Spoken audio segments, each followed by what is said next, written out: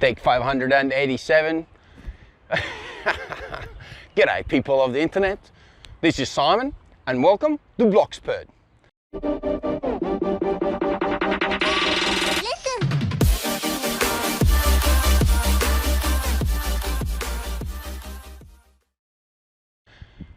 By now you've probably heard of things like Bitcoin, cryptocurrencies, Ethereum perhaps, digital wallets, NFTs and etc.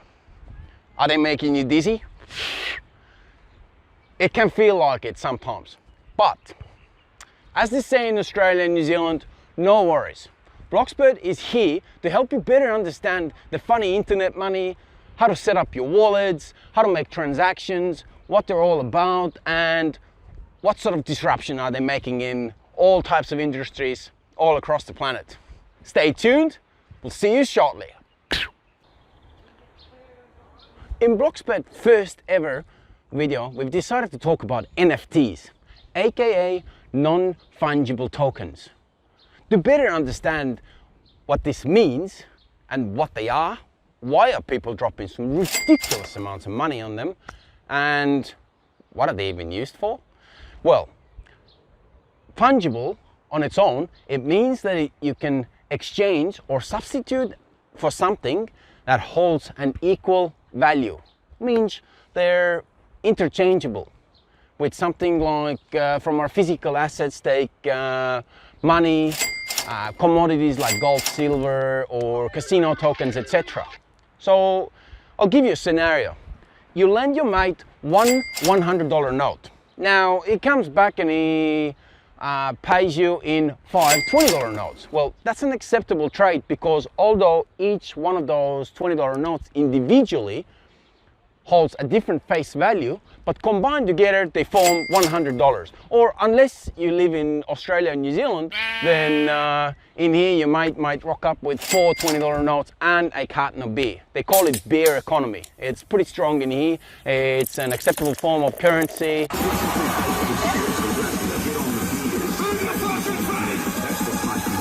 And that's what must be done.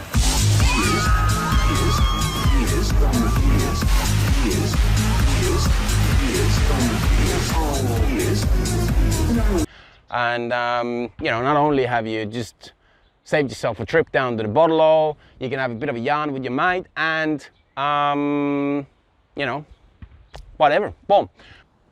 So non-fungible obviously means that it cannot be substituted because it has a completely different set of attributes from the asset in the same or similar asset class.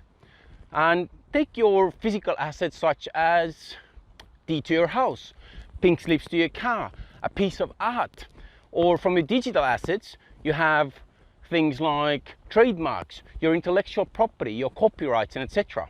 And when you mint an NFT, you can also hide sensitive information behind the NFT, which is only going to be visible to whoever holds that NFT in their wallet. So, in short, NFTs are publicly verifiable digital assets of intellectual... What? Say what again? Say what again? I dare you. I double dare you, mother. Say what one more goddamn time. Or a physical property. And they're verified by a blockchain. It holds information such as who created it, aka minted it, and who bought it, and who sold it, and when the transactions happened. Which means it plays a very, very significant role in making forgeries amongst NFTs almost impossible. Because if you know that an original NFT is supposed to come from a wallet X, but it comes from a wallet Y, and you're trying to purchase it, then it automatically makes it into a forgery. NFT is simply a proof of ownership which is shared in a secure, decentralized, distributed database, aka the blockchain. What a tongue twister and a half that one is, eh? The NFTs trading market constantly keeps growing and growing. But why? There's actually a couple of very, very good reasons behind it. So take for example, you purchase yourself an NFT of a GIF or a video clip of Michael Jordan dunking on a basketball game. And you know, at one point of time, it might have been in his digital wallet as well, because the chain of custody is visible to everyone. In the Block Explorer, it only adds value. You can pull examples from the celebrities memorabilia market. They get sold for huge money in the auctions, and then you have to rely on third-party verification to make sure that it is indeed a basketball or a hockey puck or whatever that was played in this game or XYZ. Well, with NFTs it's a lot more simpler, because you can trace it right back to where it was minted. You can now purchase the original every single time. Amongst other things, people are interested in NFTs because when you purchase NFT artwork, you're essentially purchasing the implicit knowledge of the artist, their work, and their peers.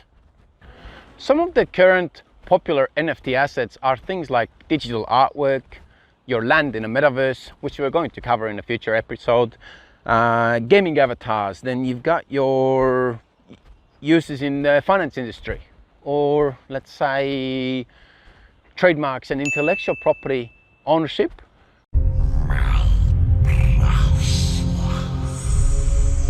But most importantly, trading with these things as well.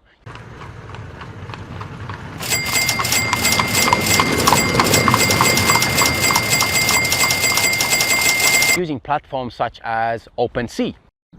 I personally see NFTs adding value to the data ownership, such as copyrights, trademarks, your intellectual property, and solely because you can mint, create, verify, validate everything in one place, rather than involving like third-party verification methods and companies and people such as your solicitors and notaries and etc.